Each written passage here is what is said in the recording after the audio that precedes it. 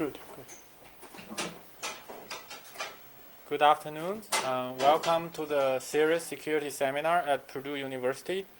It's my great pleasure to introduce today's speaker, Professor Xiaofeng Wang.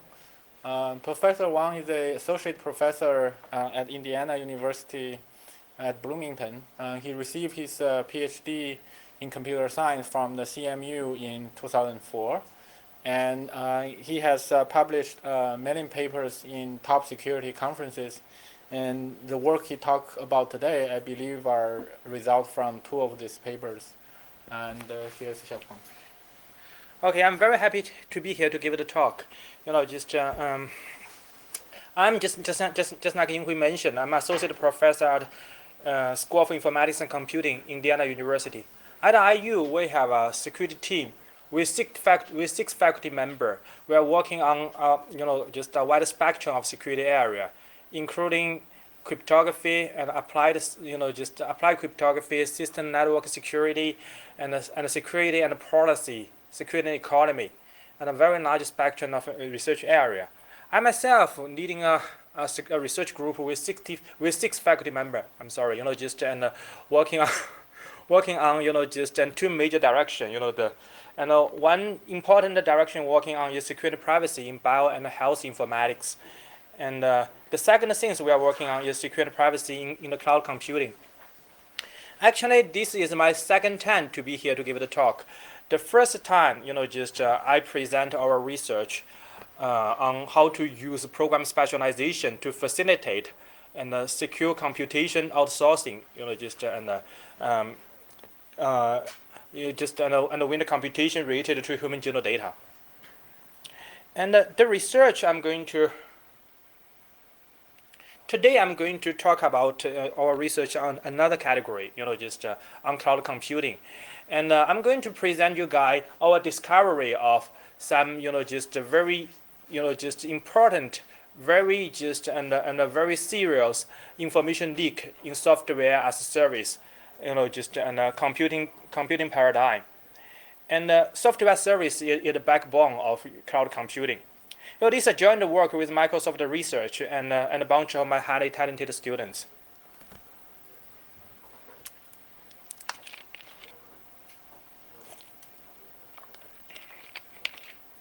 So what we are talking about here is a web application. Right, and the web application becoming a kind of replacement for desktop application. Why? Because people tired of having to spend a lot of money to buy the desktop application that end up being used only occasionally. And once you bought a piece of code, you have to maintain it, and whenever there is a new version, you have to upgrade it. And whenever there is a loophole, you have to patch it, and oftentimes you have to reboot your computer, and it's just terrible. So people think about why can't we using a new way to deploy the software. For example, and we can have a bunch of web servers which host a lot of applications. So if you want to use one of them, the only thing you need is just a browser. You just go to the website, click a button, so you can use one of them, right? So what happening there is the application automatically shift the client-side particular user interface to your browser. So you interact with user interface and command the whole application to accomplish your task. So this sounds a very nice way to do the computation. But this new computation actually comes with new security and privacy implication. The major problem is here. Originally you have the whole piece of code running on your desktop, right?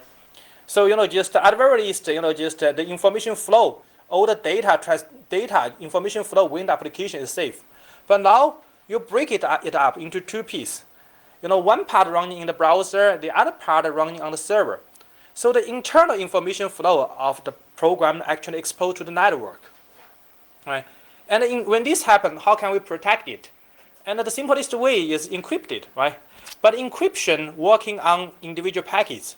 It does not care about the data application and does not care about the semantic of the application. Well, and the communication between the client side and server side of application is very complicated. It is the communication that used to keep both components stay synchronized. right? So it carries a lot of information. So the gap between these two ends could be explored by adversary to figure out sensitive user data. So that's the observation that motivated our research, and led to our, I think, quite interesting discovery.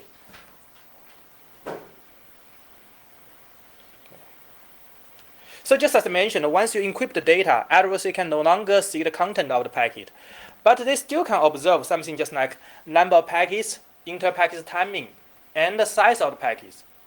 And such information, which called side channel information, has been studied for decades.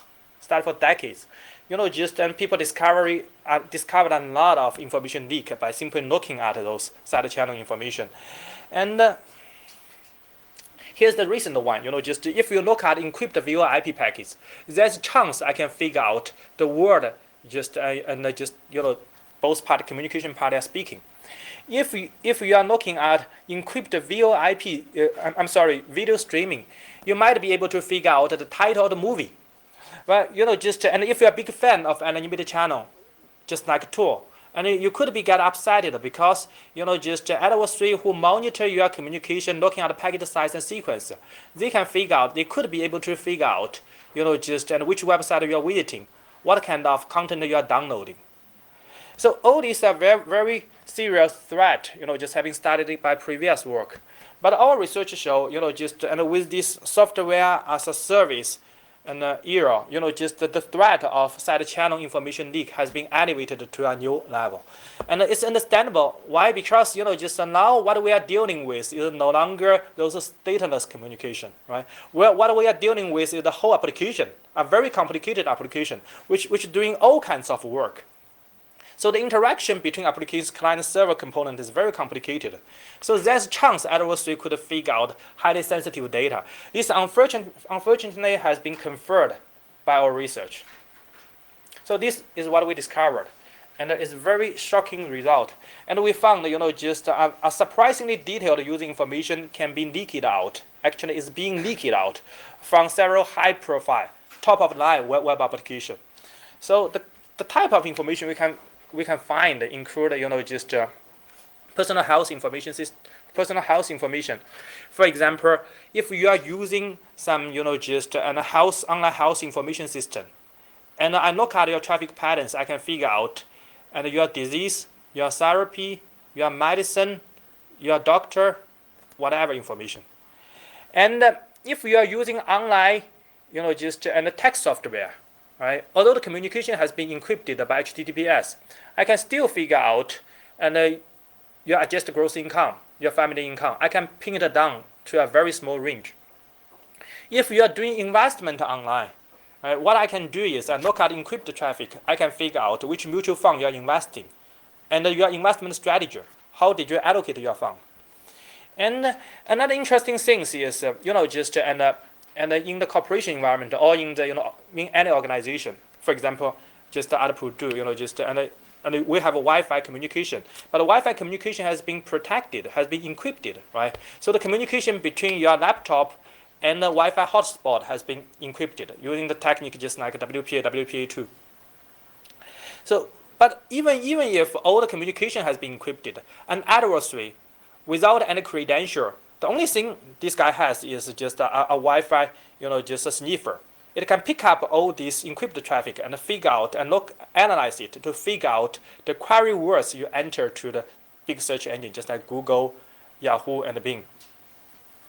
So the problem becomes so serious, and we contact all these affected organizations. Some of them actually require us to keep silent, to keep their, at the very least, the name of their product anonymized.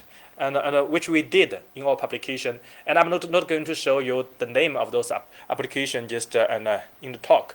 But let me tell you, and they are very, very popular applications. I guess many of you guys are using them.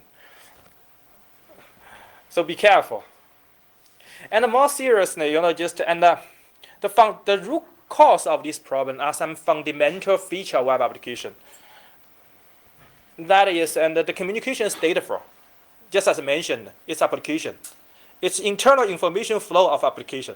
Application is stateful, right? So looking at the traffic, actually it reflects the stateful interaction between applications, application different component. So it carries a lot of information. No entropy input. Today increasingly just those web applications use this kind of, just Ajax driven, just widget. Just want to make life easy. Today you click a button, right? And you move your mouse.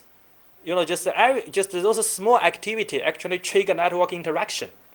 And your user interface will change. And these things can be observed by adversary to figure out your input. And a significant traffic distinction, and you choose this button or that button, will download different web page.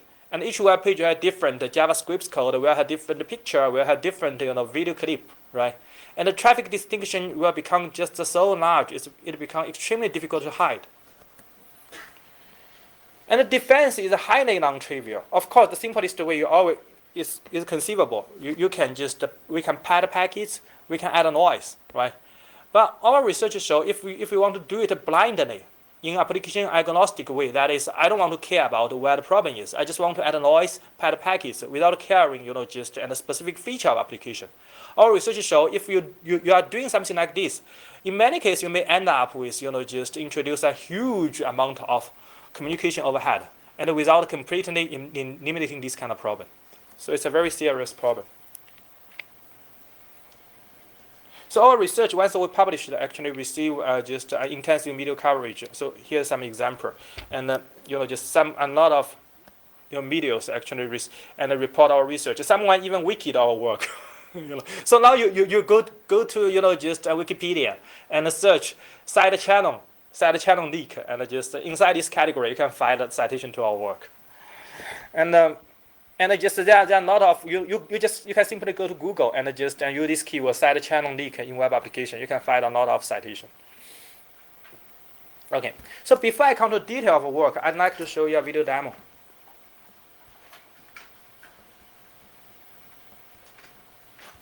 Sorry.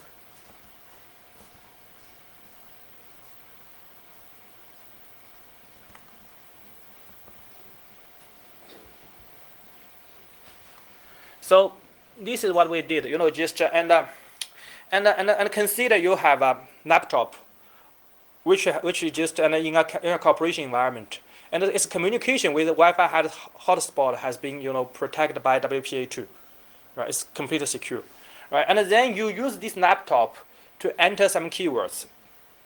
For example, in this case, you enter the keywords, query words sniff, right? Then let's go, go to the reception area. And then we discover another computer, another laptop.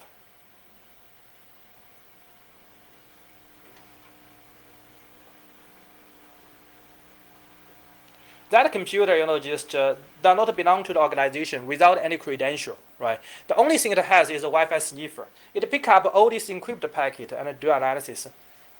Let's see what we can find.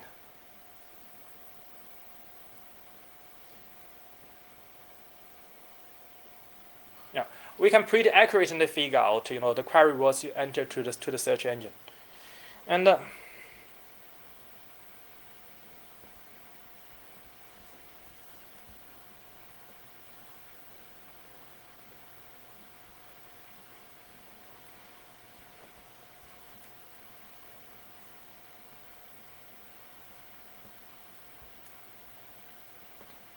we can find out, the letters enter to the search engine. The question is, how could this happen? It's impossible. Just looks like, and just because every packet has been encrypted, including query words. How could this happen? The reason we can figure it out is just because just today's web application extensively use this kind of Ajax widgets, which called suggestion list. And so the game just like this. We never you key in the first letter, right?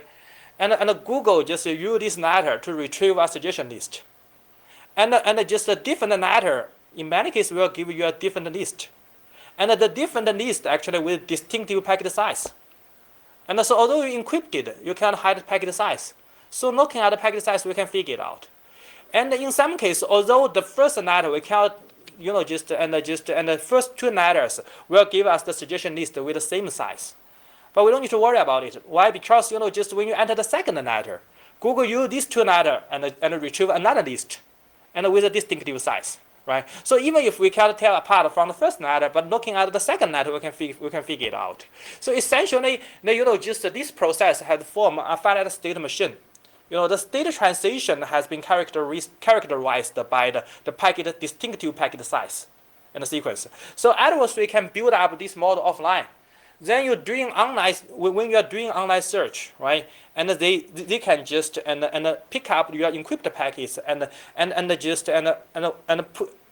put it as input to your model, to finite state machine, to find out which letter you entered, which word you entered. And this is what we did, and this looks like completely feasible.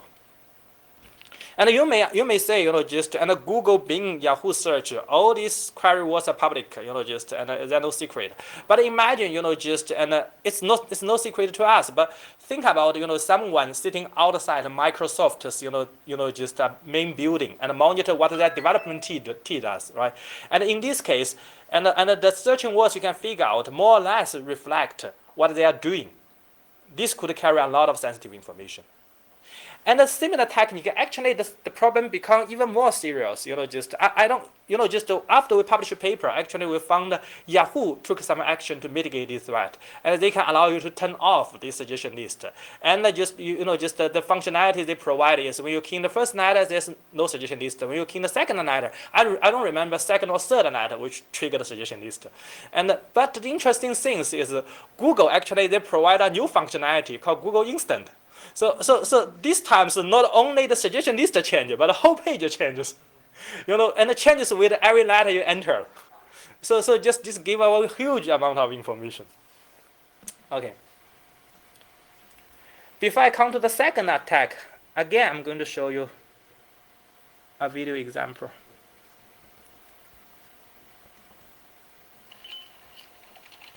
This time, we are attacking, a famous, a very, very famous, and online health information system. Again, because we are not going to, because we promise we are not going to put their name up front, right? So we mask some information. So you can see what's happening here. Okay. Can't I just make it a full screen? Yeah.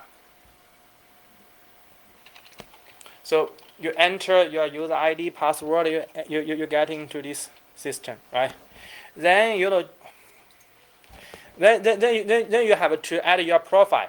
Then add your profile. The first things you can you need to select your just medical condition, your disease.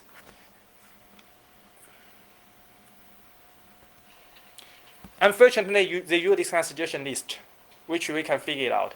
And then you can use this list to choose the medicine you are taking.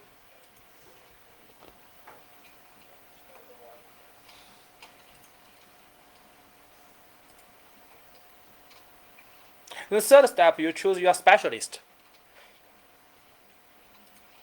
Enter where you are. Then you send a request to the to the server. So there's another machine, just a sniffer, which of course has no credential to access your data, does not know the secret key. But they just do all this analysis. So this is what they can find. What we can find. I know everything. Your disease condition, your medicine, and your specialist. Everything. Encryption, no encryption does not matter to us.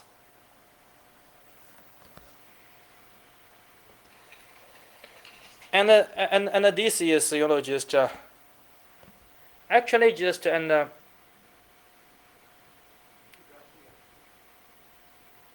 the question becomes how could this happen? I think you already know part of the answer. Because of a suggestion list. Because of a suggestion list, right? And they use the suggestion list, and so at the very least we can figure out your disease. But for the medicine, I choose it from using this kind of just mouse selection. So the idea is you first enter the initial letter of the medicine, right? Then from the server I retrieve a list. Then from the list you can select the specific medicine you are taking. You click it, it's sent to the server. But just as the idea is very similar. Your different initial letter give you different list, right? And a different list have a distinctive packet size. And when you choose an item on a list, right? It also generates some special packets with distinctive packet size, other traffic features. We can use to fingerprint the whole communication. Then use this approach, we can pretty accurately figure out, just which website and just what kind of information you enter to the system. This could happen just because this no entropy input. If you simply type as you can imagine, if you simply type your disease condition without any help into the system and just look at the packet size and sequence, it's going to be very difficult to figure it out. But now what's happening there is, just you type a single letter, then Google give you the whole list. And this whole thing can be predicted, right? And it can be fingerprinted using your packet feature. So what you entered is a small amount of information with no entropy. Then looking at this feature, we can reverse engineer, figure out what kind of things you entered. And the third part is a little bit tricky. And you find a doctor, and you have to just after you select doctor, you have to provide a special piece of information, and that is where you live, so that they can find a specialist and close to your geographic location. And this piece of information could be difficult to figure out because you have to manually enter your zip code and your state, whatever, all this information. But we found, just in many cases, we just look at your IP address. The binding between the IP address and your geolocation is not unique. But at very least, it can give you some clue. For example, you're from Indiana, or you're from this particular region, so we can check multiple places unless we fingerprint this particular person. And another interesting property here is, and we can take advantage of the stateful information. The application state. And the state is useful because it binds different pieces of information together. Just think about, and your disease and your medicine and your doctor, these three pieces of information are not independent from each other. Is that right? And you have infected by certain kind of disease, so you need a special type of antibiotic. So you need a special type of specialist. Is that right? So they are correlated. So one thing we can do here is, even if we can uniquely identify your disease, your medicine, and your doctor, but we can reduce the anonymity set. Then we can do intersection attack. We intersect them, right? And the result in many cases can give us unique answer.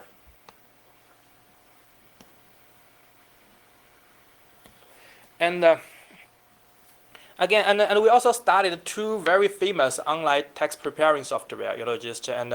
And again, we use anonymized name. I'm not going to tell you what they are, but the only thing I can say is they are very famous. A lot of people are using them, and they are very much care about their reputation. So that's the reason we have to anonymize everything.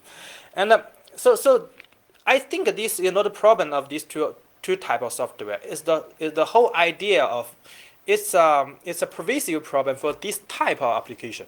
Just for those online text software, what they are doing is, and they first give you a set of questions. You answer this question, then according to your answer, they give you another set of questions, so on and so forth, until you finish answer all the questions. They come up your text report, right? But as you can imagine, just this kind of back forth actually expose the control flow of the program, because your answer actually just allow the program to make a decision what kind of question set they need to pick up, so on and so forth, right? So adversary monitor and your traffic feature could fingerprint different execution paths, and then from those execution paths to figure out your data. Here's a more concrete example. Just think about one, specific credit, just deduction about the child credit, and just a lot of people here is very young. You may not be familiar with U.S. tax law, but just for those who does, just I think just and you can get some money once you have some kids, right? and just if your income is below 110K, you can get all this just and a child credit. If your income is go above 110K, so what's going to happen is, for every additional just $1,000 income, and just you are going to lose 50, just $50, just tax credit. And so the interesting things is, so just we're looking at this data transition, right? And from decision point and from the branching condition, we can go through these three paths. Not eligible, you can get full credit, or you only can get partial credit, these three branch conditions. But each branch condition has a distinctive traffic feature. You are going to download the form with different size. So these things can be fingerprinted by adversary. So monitor your encrypted communication. They can easily figure out whether you are just which path you are going down. In other words, they know whether you are adjusted gross income, your family income is above 150K. Just when this happens, you will not be able to claim any child credit, or below 110K. Right? At least they can, or your income is belong to something in between. And another interesting observation we found is, and in some cases, we don't even need to just fingerprint the individual path, execution path to figure out sensitive information, because in just those text, just preparing applications, they just full of this kind of asymmetric execution paths. Just here's another example. If you want to apply for student loan interest credit, maybe some of you guys will do, and then they will ask you a bunch of questions again. If you are not entitled for this kind of credit, then just the system will no longer ask you any question. They just return and move on, right? But if you are eligible, then they are going to just ask you, send you another set of questions to ask you your paid interest. So in other words, if you are not eligible, there will be only one round of communication. If you are eligible, there will be 2 rounds of communication. So in other words, they only need to count the number of rounds communication they observe. They can figure out if your income is above 145K. When this happens, you are no longer eligible, or below 115K, and then in this case, you can get full credit. So this is what we did. We started only 9 different, credit deduction, and we already can come up with this chart, and if you if you go through all this, 9 different credit deduction, then looking at your traffic pattern, we can pin your family income down into one of these interval. But remember, this is nothing but a tip of the iceberg, and there are totally 350 different credit and deduction. If we just study all of them, I'm pretty sure I can narrow your possible income to a very, very small range, pretty accurately.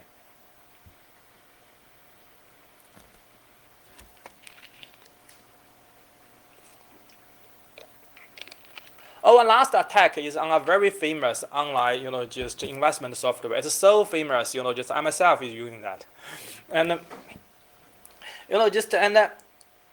and what we can discover is the way you are doing investment, what kind of mutual fund you invest, and your investment strategy. How did you allocate your fund?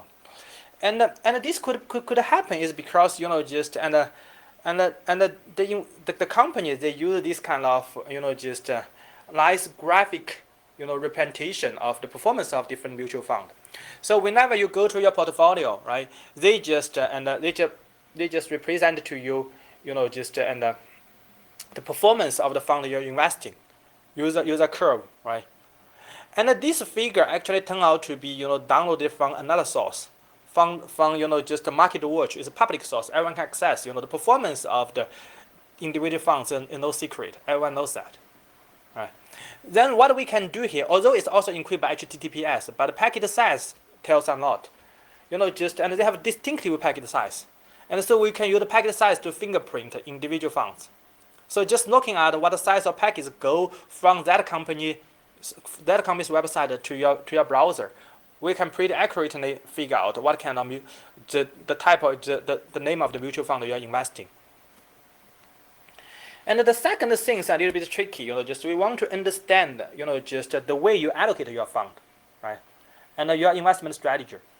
But in this case, we encounter some problem because and although they also provide you this kind of pie chart which describe how did you allocate your fund, but the resolution of the pie chart is rather small, and as you can imagine, the possible way of allocate the fund is huge, right?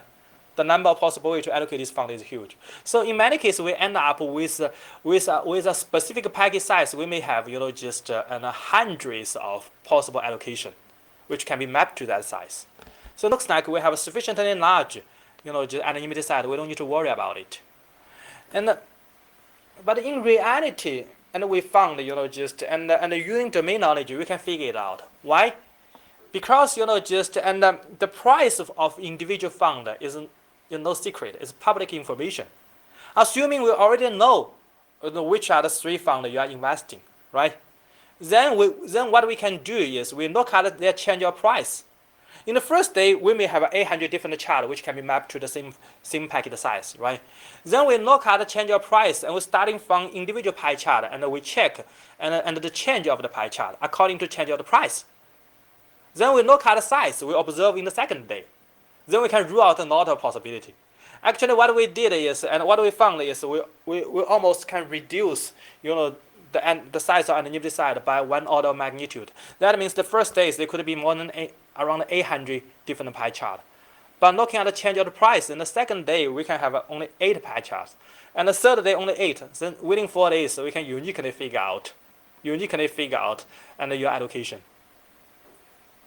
And such information, such information is publicly available. So that means, if you want to detect this kind of problem, in many cases, you also need to consider domain knowledge, which just makes the whole problem very, very complicated.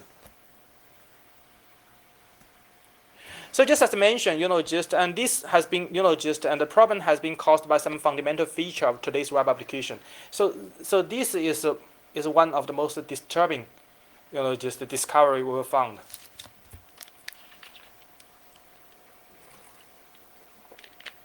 Okay.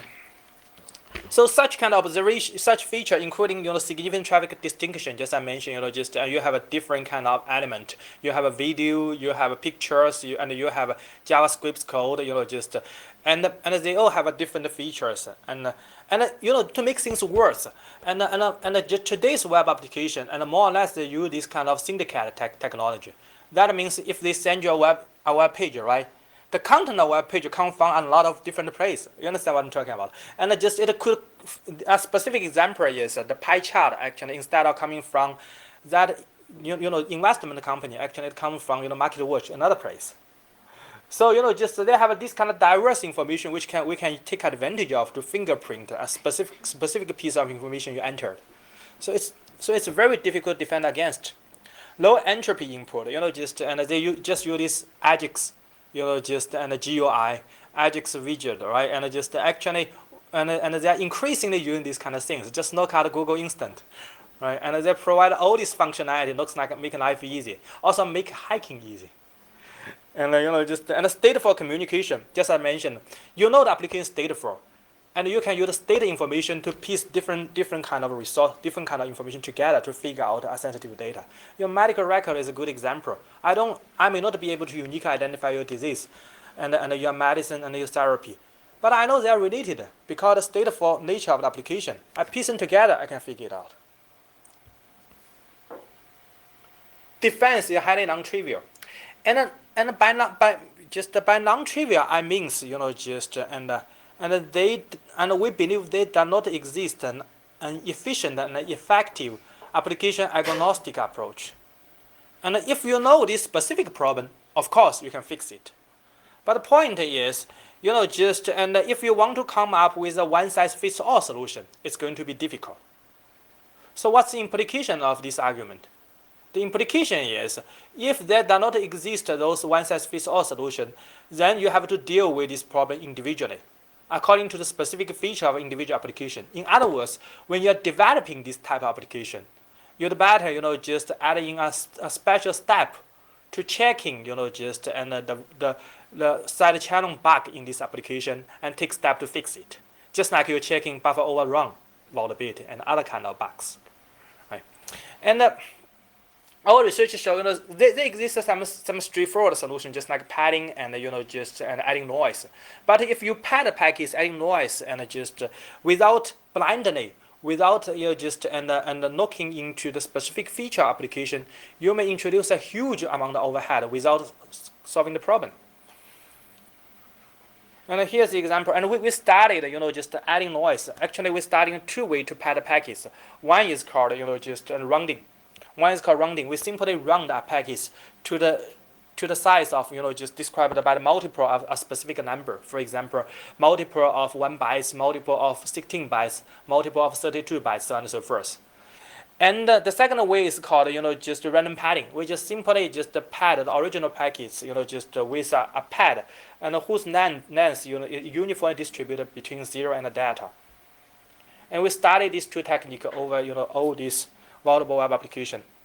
And then we found just if you want to pad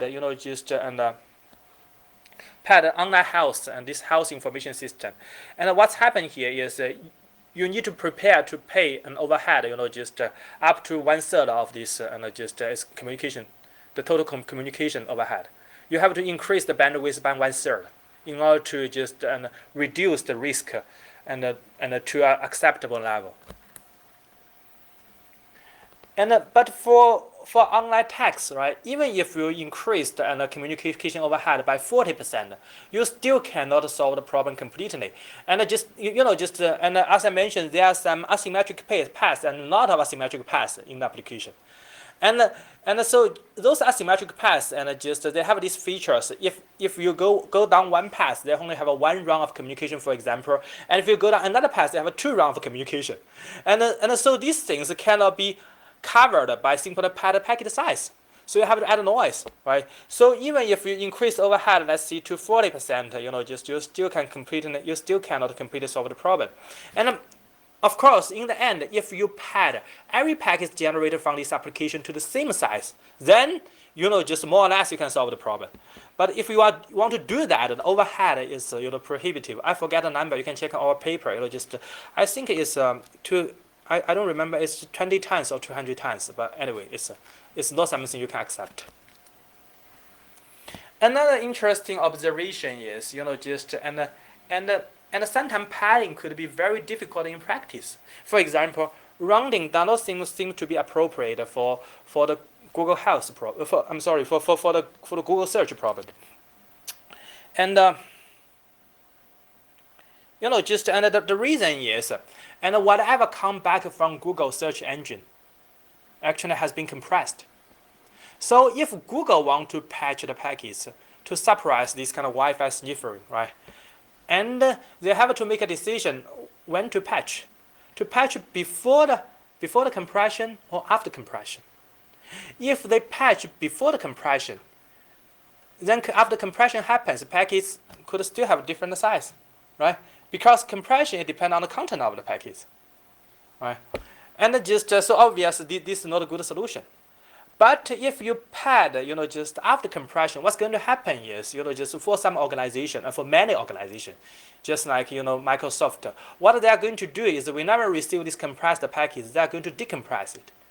They are going to extract information to check its content.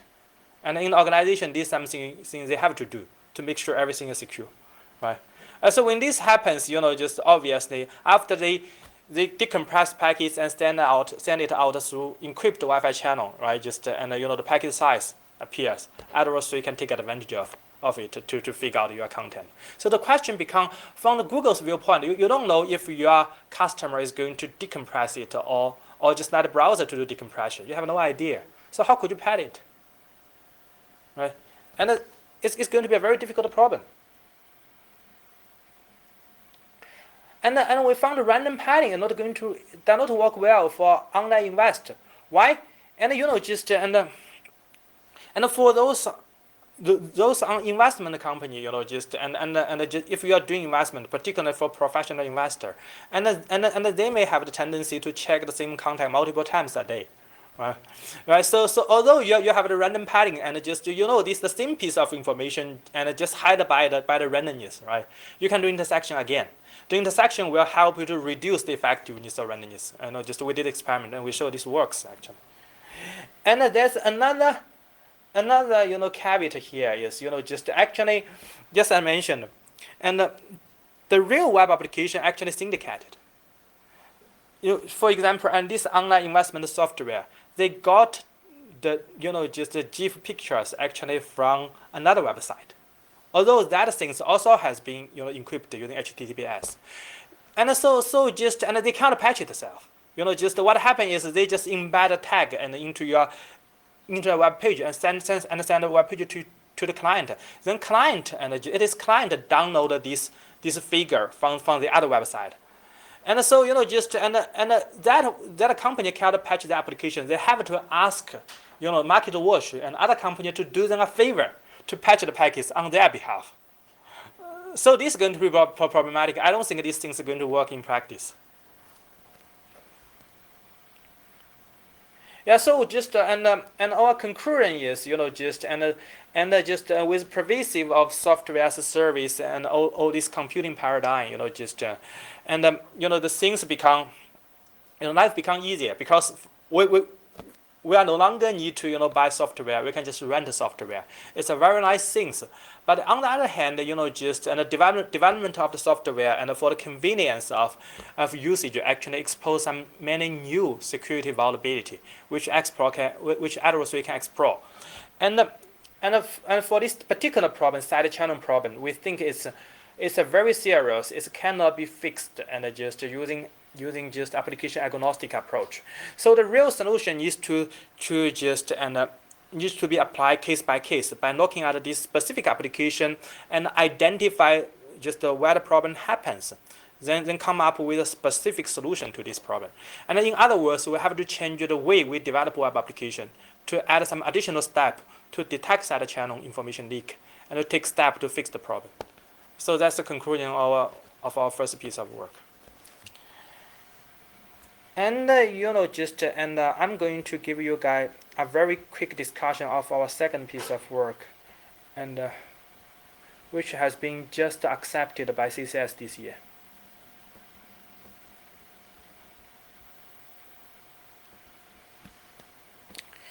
Just for this piece of work, I'm not going to go to detail. Just I have a very good reason. I have two reasons. And just number one, looks like I only have just 10 minutes left, 9 minutes left. So I don't think I can count all the details. Number two, my students are going to present this work 2 weeks later. I guess some of you guys will go to CCS. So if I present all the work in detail here, and you may not show up in my students' talk. So I just don't want to give my new student an embarrassing just investment, and so I still encourage you guys to go to my students' talk if you attend the CCS. It's a very interesting work. So what I'm doing here, just want to give you a 1,000-feet view of what we did. Again, this work has been done by the same team, and the side channel information leaking web application, just I mentioned, is a very serious problem, and the question of how to mitigate this problem, right? Just as I mentioned in the previous slides, to mitigate this problem, the first step and the most important step is we need to detect this problem. We need to detect this problem in a specific piece of code and then locate it, then trying to fix it, right? So detection is the first step. So we need to know how serious the problem. We need to know just where the problem is, and we need to analyze the code to find the problem. And the second step is we need to evaluate it. We need to understand and whether this is such a serious problem, and so that I need to take some action. Why? Because all research show, every single piece of web application actually leak out information, more or less. For example, if you use Gmail, and no calorie traffic feature, I can figure out some of your behavior. For example, whether you're receiving email, whether you're sending email, but you may not care, right? And I'm sending email, so what? As long as you don't know the content of email, I'm happy, right?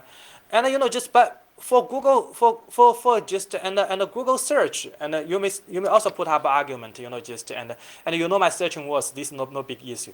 But for the health information systems, then just a different story. My health record is something I need to fix it. So the important things here is, once we identify side channel leak, and we need to quantify the amount of information can be leaked out from this channel, so that we can give a developer a kind of feeling, and just whether the problem is so serious and they need to take some action. And so that's the purpose of the paper. We first provide a tool to allow developer to locate the problem. The second step, we let developer to quantify the amount of information leaked from individual program location. And so they can make a decision where to take a further action. So it's very preliminary work, but I think a necessary step. So the idea is very simple, and we use information flow analysis, and just like many other software development tool, and we let the user to mark out the variable which carries sensitive user data. Then we use information flow tracking and to identify the program location where the sensitive data has been sent out to the network. And when this happens, we know this could be a location which cause information leak, but we are not sure. So what we're doing here is we instrument this program location, and we rerun the application, do a dynamic analysis, and our purpose trying to figure out the link between the feature of the traffic and the content of data. And once we establish this relation, and then we can calculate the amount of information being leaked out from this channel, and we use conditional entropy to do the measurement. And the reason we use this kind of mixed static analysis and dynamic analysis is again based upon a special feature of web application. Just the interesting things for web application is even the developer himself has no idea what will be the traffic feature. Why? And today's web application is not something which is running directly on the operating system. They are running over another platform, the platform which is composed of your browser and web server, right? And it is the web server and browser that generated the traffic, and the application itself has no idea about it. So, and for the developer, of course, they know the source code of their program, but they may not have the source code of the browser, and oftentimes they don't have. They don't have in many cases they just don't have the source code of the web server. So just when we come to that boundary, the only thing that can help us is allow the developer to do this kind of dynamic analysis, and to check if the feature of the package can be linked back to the application itself, and the content of data. And once this relation has been established, and you can just calculate the amount of information has been leaked through this channel. Since I only have 4 minutes, instead of going through all the detailed technique, let me show you another video demo.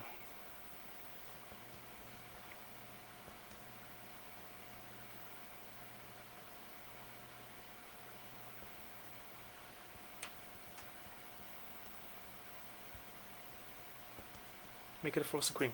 And in this demo, and we show how can we use our tool to just analyze application just similar to those text software, right? So this the testing application we are using, and what we does is so this application is very simple, straightforward. You first input your adjust gross income. Of course, in reality, it's calculated instead of you just not use input. We just want to make it simple, and then you can just claim you can claim the college credit and different kind of credit deduction.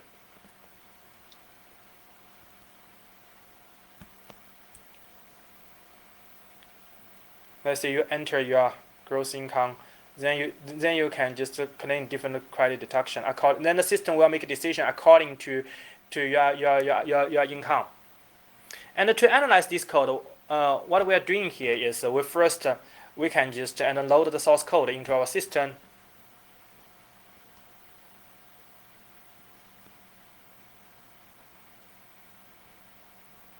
Then the second step, we need to load a user behavior model. And the reason we need this behavior model is because today's web application is event driven. So what happening here is you define a bunch of event, right? And whenever user take a different action, it will trigger different event, and different event will trigger different callback function. So put things together, you have a complicated program, and the user only need to define the different event, and give me different callback function, right? And when you analyze this program, then you encounter a big problem, because the user can have arbitrary behavior, which will trigger different event sequence and give you different program execution sequence, which make the things beyond management. So what we did is, we require the people doing the software testing actually just provide the behavior, the event sequence. So we just look at the event sequence, we can figure out the callback function. We can come up with the whole program and to do the analysis.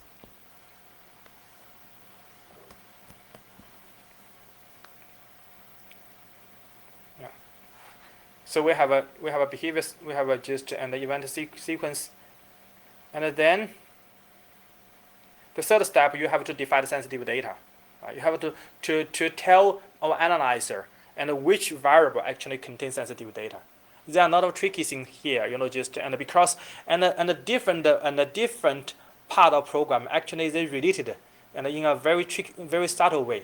For example, and just and the obvious things is now this is for example the obvious things is just and the name of your disease you select you input to the health information system sensitive, right? And this could be the variable, and the variable contain that disease could be something marked out by developer. But even before that, and just some information related to disease has already been leaked out, because just if the disease has been entered in a way that just you let someone to first choose the initial letter of the disease, then the server give you a list, then you can choose something on the list. Then even before just and even the name of disease has been formed by the system, just some information related to disease has already been leaked out. So what we need to do is not only do a forward tint analysis to track just and how the information leak out and how the scientific information affect just and a network interaction. We also need to do a backward just tint analysis to find out all the other piece of information related to this piece of sensitive information. So we can find out all the network interaction more or less related to the sensitive data. So it's more tricky than it appears to be. So using our analyzer, we can figure out just and all the condition, including just and the control, and including branching condition, just to control all the information leak from data flow and the control flow.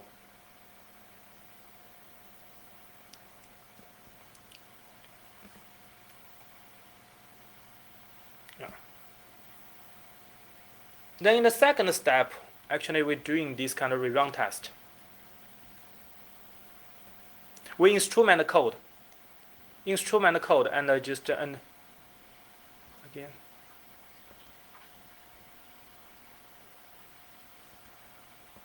We instrument the code, just and the instrumentation also including this kind of rerun direction, because we want the program and for the right event sequence and to go right to the place information leak will happen.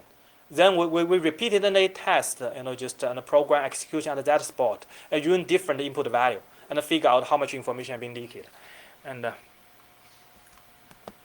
so the originally, just and we test this specific piece of software, and just at the very beginning, and just and we have attack knows nothing. So just we have a certain kind of entropy value being being kept. Then just and after system repeatedly tested and just and multiple time, and we'll get more information. So the level of entropy has been reduced. It's keep going down.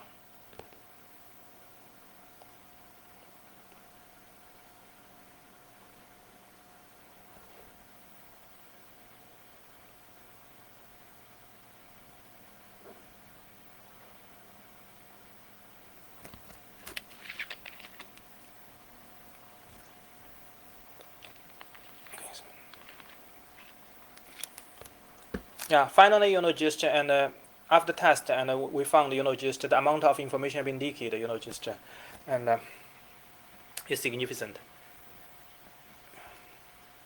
We quantify all this information leak and report it to developer, so developer can look at and what type of information has been leaked and the amount of information has been leaked, just to make a decision whether they need to take step to fix it. So instead of going to technical detail, which I don't have time to do, and just and I just say what we've done so far is just the tip of the iceberg, is only the first step, a very initial step. Right, and we just did this kind of combination of static analysis, dynamic analysis, trying to figure out the program location where information leak happens, and we're trying to do quantification, right? And the research turned out to be successful, just and we just successfully identify some real and just and some synthesized program information leak from real and synthesized program. But still, just we have no way to guarantee the completeness of our testing. Just it is very difficult. So how to improve the completeness and improve and just at the very least give out some measurement how complete the test is, just it could be something non-trivial. And the test model so far is manually generated, and we didn't use automatic method to generate those models. And it could be challenging. And what the tools we developed is for developer. So developer can use this tool to test their own software, right? But think about if you want other party to do this kind of third party black box testing, right? You need a different tool. So that's something we're working on, and we haven't just and as a first step we just detect problem and quantify the problem, right? But we didn't fix the problem.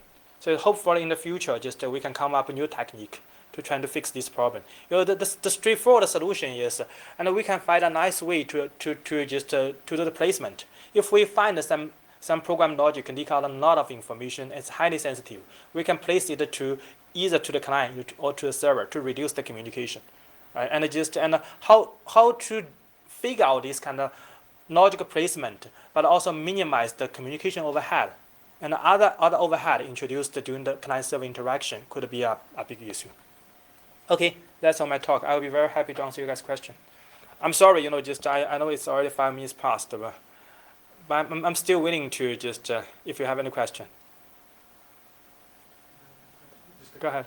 Just a quick question. So if someone goes through the trouble of writing software that is impervious to such. You need to press the mic to hear the questions, please. So if someone, can you hear me?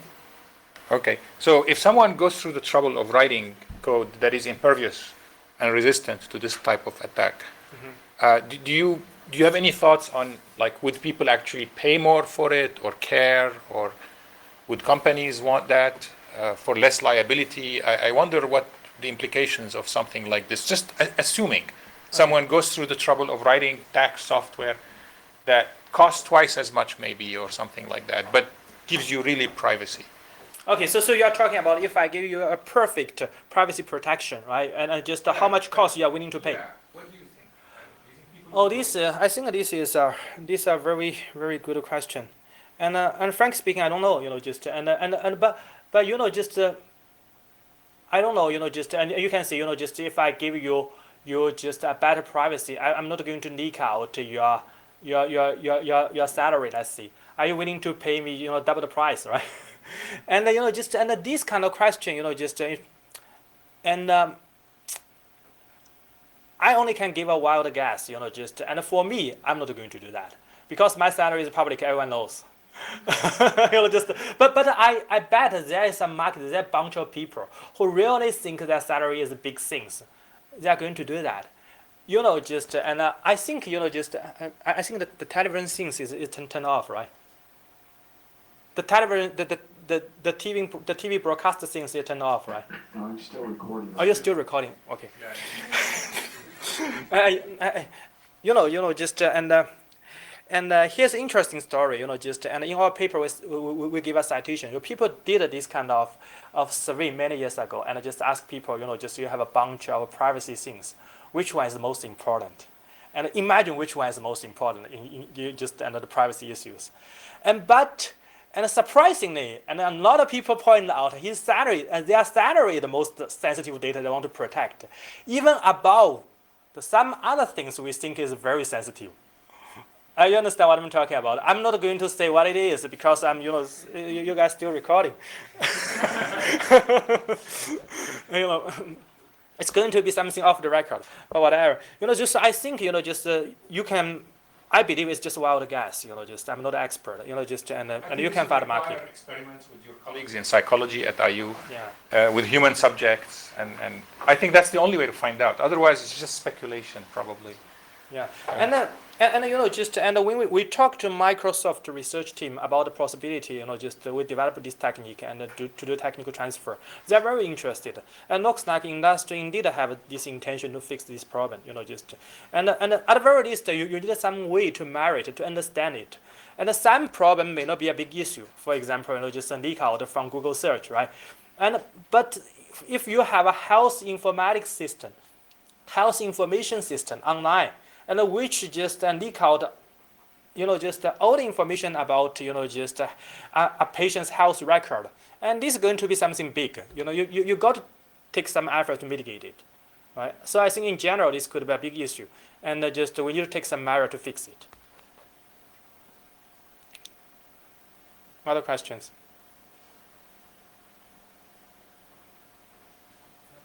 10 hours.